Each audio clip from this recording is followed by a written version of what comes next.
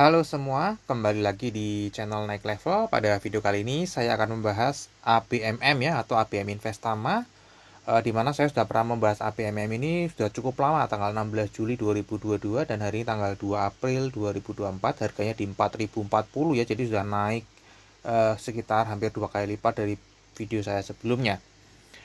Oke, dulu pernah ada yang komentar ya, ABMM ini dengan Saratoga bagus mana secara investasinya. Jelas itu dua hal yang berbeda ya. Kalau Saratoga itu dia seperti reksadana ya, dia bukan pengendali dari entitas yang dia pegang. Ya, jadi dia hanya memberi masukan atau menempatkan orang untuk memberi masukan atau. Nah, kalau ABMM ini berbeda ya, karena dia sebagai induk atau pengendalinya ya. Jadi eh, anak usahanya itu dikonsolidasikan di laporan keuangannya ABMM. Beda dengan Saratoga ya. Yang dilaporkan adalah kenaikan harga pokok pembeliannya dengan nilai market saat itu ya, seperti reksadana. Oke, nanti kita akan bahas ABMM ya. Kebetulan saham ini juga lagi hot ya, karena dipegang Pak Loh Keng Hong dan kemarin sempat disebut-sebut dimiliki juga oleh salah satu tersangka timah ya teman-teman ya. Oke, kita akan update nanti kinerja harga sahamnya, fundamentalnya, seasonality, bandarmologi, technical seperti biasanya teman-teman ya. Dan nanti kita akan tetap review pola technical sebelumnya meskipun sudah cukup lama.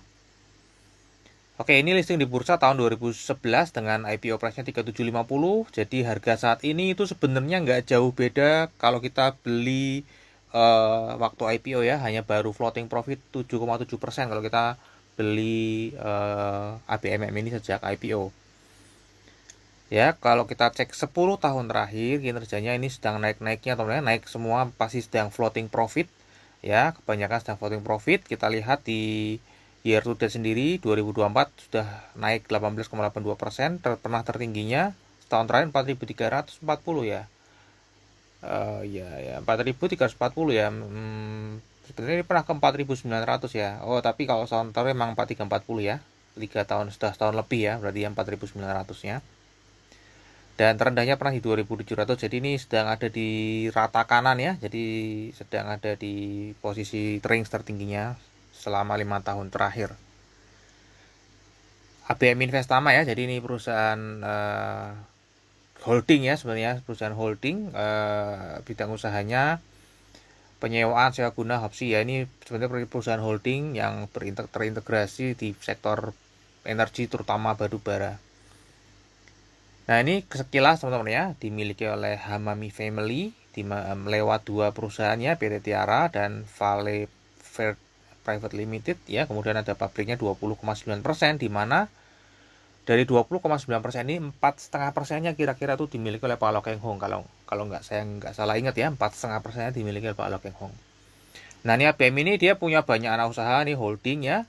Ada Reswara, dan salah satu anak usahanya Reswara ini RJR Radika Jananta Raya ini membeli 30% saham GEMS ya, atau usaha tambang milik grup Sinarmas. Ya, kemudian ini ada CK, CKB ya, nanti kita akan jelaskan ya. Ini semuanya terintegrasi. Nah, ini teman-teman ya. Jadi dia ada punya tambang batu bara ya, ada 3 IUP di 2 provinsi, kemudian punya kontraktor tambang juga. Ya, jadi selain dia punya tambangnya sendiri, dia juga kontraktor tambang, kemudian memiliki logistik terintegrasi, ya, ada coal haulingnya juga. Kemudian dia ada jasa rekayasa dan manufaktur, dan ada penjualan bahan bakar untuk, kalau nggak salah ini 100% untuk internal ya, untuk pihak berelasi ya, tidak dijual untuk keluar. Jadi ini terintegrasi ya, jadi ketika batu bara sedang naik dan stabil, semua lini bisnisnya ini akan mengalami peningkatan. Nah, ini kira-kira teman-teman ya. Jadi terintegrasinya itu seperti apa, dari mulai dia menambang sendiri, kemudian mendistribusi, mengangkut ya, coal hauling ya, punya sendiri jalannya, pengangkutannya. Kemudian ada crushing and washing ya, kemudian ada loading di terminal, ada terminal lagi juga loading di coal to birds ya, ke tongkang, misalnya ke kapal untuk dikirim ke pelanggan. Jadi ini semuanya terintegrasi ya, di mana bahan bakar untuk melakukan semua activity ini juga disuplai oleh Parama tadi teman-teman ya. Jadi ini terintegrasi. Oke, kalau kita lihat pendapatan paling banyak itu dari kontraktor tambang dan tambang batu bara ya teman-teman ya. Jadi ini paling banyak memang ya, kalau disebutkan itu sekitar 85 sampai 90% itu dari batu bara ya. Kemudian ada logistik dan sewa kapal, ada divisi sewa mesin tanggal listrik, ada fabrikasi dan perdagangan bahan bakar ini juga untuk internalnya sendiri untuk proyek berelasi ya. Nah, ini kinerjanya secara jangka panjang teman-teman ya. Kalau kita lihat ya, ini naik terus ya. Kemudian booming ya, booming 2021, 2022, 2023 ini masih naik ya meskipun labanya turun. Nah, kalau kita lihat struktur pendapatannya memang sejak booming ya naik ya, dan ini masih bisa mempertahankan di angka kepala dua semuanya, laba kotornya 26%, laba usahanya 20,5%, dan laba bersihnya di 21,1%. Ya, jadi masih bagus, dan estimasi perusahaan mengestimasi ke depan harga batu bara mungkin akan ada di kisaran saat ini, di mana kalau kisaran saat ini ya mungkin akan sama performance-nya di tahun 2023 ya. Jadi masih sangat profitable, apalagi setelah mengakuisisi saham Games ya. Tentunya akan terjadi transaksi yang menguntungkan dari semua lini bisnisnya dari ABMM. Ya, kemudian kalau kita lihat secara pendapatannya ini saya konversi ke rupiah ya supaya kita lebih mudah. Kalau US dollar kan kita harus mengalihkan dengan 15.000 ya. Jadi 22,5 triliun, ini naik 2,3% ya. Ini menggunakan kurs saat ini Tom ya. Menggunakan kurs saat ini, kalau pakai kurs pada saat waktu itu ya sebenarnya berbeda. Ya, jadi kalau teman-teman lihat IPS-nya nanti akan berbeda. IPS-nya justru turun, IPS-nya justru naik ya teman-teman ya. Sedangkan ini sebenarnya laba bersihnya turun karena US dollarnya kan beda ya. Tahun lalu dan tahun ini sedang tinggi-tingginya US dollar. Nah, kalau kita lihat ya ini cukup menarik ya, bahwa PBV-nya ini ternyata menjadi semakin murah padahal tadi harganya sudah naik cukup tinggi ya. Sudah naik cukup tinggi namun PBV-nya masih di situ aja. Artinya penambahan book value-nya itu belum sebanding dengan kenaikan harganya teman-teman ya. Jadi masih valuasinya murah ya. Sekarang ada di 0,95, biasanya rata-rata di perdagangan di 1,8 ya. Dan pernya ini karena pernah rugi, pernah ini juga ya, memang rada sulit ya. Namun kalau kita lihat ya untuk saat ini pernya ada di 2,5 kali ya, artinya sebenarnya 2,5 tahun dengan kondisi yang sama dengan saat ini itu akan bisa balik modal secara perusahaan ya. Jadi ini cepat sekali ya baliknya teman-teman, 2,5 kali. Kan untuk earning yield sejak 2021 memang sedang tinggi, dan ini sedang masih bisa terjaga sampai tutup tahun di 2023 ini. Nah, untuk harga wajarnya sendiri kalau kita lihat ya di book value-nya sebenarnya dari PBV 2,54 sampai 3,81. Jadi harga wajarnya dari 10.000 sampai 16.000 ya. Jadi nggak heran Pak Loking Hong meskipun kalau nggak salah saya pernah dengar beliau sudah floating profit 350 miliar di saham ini. Ya, tapi belum lepas. Karena apa? Karena memang perusahaannya masih akan berkembang ke depannya. Harga batubara juga diestimasi masih akan stabil. Ya, sehingga kalau dengan kondisi saat ini berkelanjutan, maka harga wajarnya mungkin akan bisa bagger lagi ya teman-teman, di harga saat ini di 4.040. Ya, harga wajarnya ini bisa bagger sekitar 2,5 sampai 4 kali lagi ya dari kondisi saat ini ya. Kalau misalnya perusahaan estimasinya betul, forecastnya betul bahwa harga batu bara akan stabil ya, mungkin saja bisa terjadi ya. Makanya Pak Loking Hong juga ini mungkin salah satu belum dijual, nanti ada penyebab lainnya. Nah, kemudian untuk dividen ini tidak rutin bagi dividen ya. Cuman ini kalau kita lihat sejak 2022 karena 2021-nya naik, jadi cukup lumayan besar ya pembagian dividennya, 11 dibanding sebelumnya ya. Kalau dibanding dengan batubara lainnya ini tidak terbilang besar ya, namun dibandingkan dengan sebelumnya ini cukup besar. Nah, estimasinya mungkin saya akan prediksi dia akan tetap membagikan 400 ya, sama dengan 2022 ya. 400 dibagi saat ini ya mungkin 9,9% ya, dengan cash per share-nya itu ada di 1.000 ya per lembar saham ya. Jadi masih sisa banyak untuk melakukan pengembangan untuk capex lah ya, atau untuk membayar hutangnya. Nah, kalau kita lihat ya secara rasio kesehatan finansialnya Untuk quick ratio-nya ini memang di bawah 1 ya, mepet-mepet di bawah 1, current ratio juga ya, mepet-mepet di bawah 1. Debt to equity ratio-nya kalau kita lihat ya, ini turun. Ya, ini sempat naik lagi karena hutang untuk membeli GEMS ya teman-teman ya, saham 30% saham GEMS. Ya, namun kalau kita lihat ya, sejak hutang ini dia sudah mulai turun lagi ya, jadi hutangnya mulai dibayar juga. Untuk seasonality kalau kita lihat ya teman-teman ya, sejak 2021 ini naiknya cukup luar biasa dan belum pernah turun sejak tahun 2021. Dan di April ini di tahun 2024 ini juga setiap bulannya juga masih naik terus setiap bulan, belum pernah turun. Dan di bulan Mei nanti potensi naik 70%. Kita lihat apakah tetap akan naik atau tidak ya. Jadi untuk seasonality dia hanya berpotensi naik di bulan Mei saja ya. Nah, untuk struktur pemegang sahamnya tadi sudah disebutkan di awal juga, teman-teman ya. Jadi saya nggak perlu sebutkan lagi, totalnya 2,7 miliar lembar saham ya. Ini ada komisaris dan direksi. Nah, untuk partisipasi asing di sini sebenarnya tidak terlalu besar. Kalau kita lihat di bulan April ini mulai cukup lumayan ya, 30%, namun tidak anu ya, teman-teman ya, tidak aktif ya, dia sifatnya pasif saja ya. Ini 2 hari ini dia lagi jualan barang. Kemudian untuk kepemilikan retailnya, kalau kita lihat holdernya ini bertambah setahun terakhir 1.758 dan di Januari ke Februari juga bertambah 284. Jumlah lembar sahamnya bertambah teman-teman ya. Dan namun jumlah average-nya ini turun, berarti yang masuk ini itu nilainya lebih kecil dibandingkan existing-nya. Ya jelas saja karena di sini ada Pak Loh Keng Hong ya. Pastinya beliau masuk cukup besar karena 4,5% ya. Atau boleh dibilang 4,5% itu kira-kira 25% dari total kepemilikan publik ya. Ya, jadi ini yang masuk rata-rata per orangnya kisaran 61 jutaan ya, dimana existingnya itu sekitar 164 juta terakhir ya di bulan Februari. Nah, kalau kita lihat perpindahan struktur sahamnya setahun terakhir ya, kalau kita garisnya ini sedang distribusi ya, harganya di sini aja teman-teman ya. Kemudian kalau kita lihat di Bandar Detektor ini ada normal distribusi dan sebagian besar netral. Kalau kita lihat di broker summary ini terlihat juga sedang ada distribusi ya teman-teman dari broker aset ya, meskipun ya tidak terlalu besar ya, namun ini tetap terbilang distribusi, apalagi tadi investor retail lokal dia juga masih menambah kepemilikan sahamnya. Nah, kalau kita cek lebih detail siapa saja dari 100% kepemilikan saham yang listing atau di KSE ya, semuanya 100% bisa diperdagangkan di Bursa Efek Indonesia ya, termasuk pengendali. Kita lihat ada foreign others yang mau menghabiskan barangnya. Namun kalau kita lihat lebih detail, ternyata foreign other ini tidak distribusi ya, tapi dia kayak oper gitu ya, oper ke foreign CP ya teman-teman ya. 5% ya, ini seperti cermin ya grafiknya ya. Jadi ini oper saja, kita bisa abaikan.